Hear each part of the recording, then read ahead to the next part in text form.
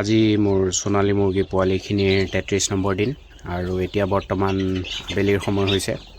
আবেলি প্ৰথমতে দানা দি দিছিলোঁ, ষ্টাৰ্টাৰ দানা সোণালীৰ, আৰু দানা দিয়াৰ পাছতে পানীও দি দিয়া গৈছে।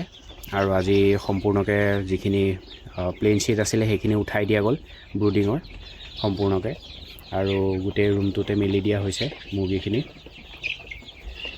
আৰু মুৰ্গীখিনি অকণমান ভয় খায় এনেকুৱা পটককৈ চেঞ্জ হৈ গ'লে, কিন্তু 2 এদিনতে সকলো ঠিক হৈ যায়।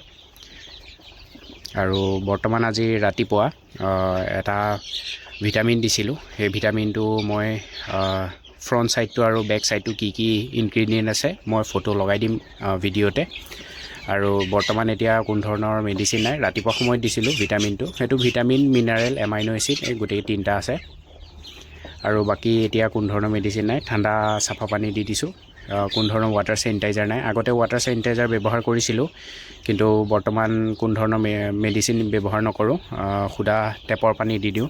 টেপৰ মানে অৰ্থাৎ যোনটো বৰিঙৰ পানী সেইটো ফিল্টাৰ কৰি পেলাই প্ৰথম এটা ফিল্টাৰ হয়, তাৰপিছতেই দি দিওঁ আৰু বেলেগকৈ আৰু ফিল্টাৰ নহয়। আৰু বাকী মুৰ্গীখিনি বৰ্তমান পৰ্দা উঠাই থোৱা আছে, পৰ্দা পেলোৱা নাই। পৰ্দা সন্ধিয়া হ'লে পেলাই দিম আৰু লাইটটো জ্বলাই দিম। লাইটটো কমাই দিছোঁ, যোনটো ৰঙা বাল্ব থাকে সেইটো কমাই দিয়া গৈছে।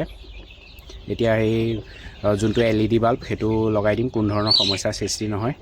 আৰু 2 এদিনতে ভিতৰৰ যিমানখিনি ধৰি লওক ইমান দিনে ব্ৰুডিং কৰা জেগাটো ভিজি আছিল মানে সেইটো জেগাতে থাকে মুৰ্গী যিহেতু বেছিভাগ টাইম, সেইকাৰণে সেইটো অকণমান ভিজা নিচিনা হৈ গৈছিল। কেইদিনমান লাগিব শুকাবলৈ, তাৰপিছত গোটেইখিনি ঠিক হৈ যাব, ৰুমটো শুকান হৈ যাব, আৰু তেতিয়াহে মুৰ্গীখিনি অকণমান শান্তি পাব। বাকী সেইটো জেগাৰ বাহিৰে বাকী জেগাখিনি শুকানেই আছে বাকী। আৰু আজি ভিডিঅ'টো ইমানখিনিতে সামৰণি মাৰিছোঁ। ধন্যবাদ।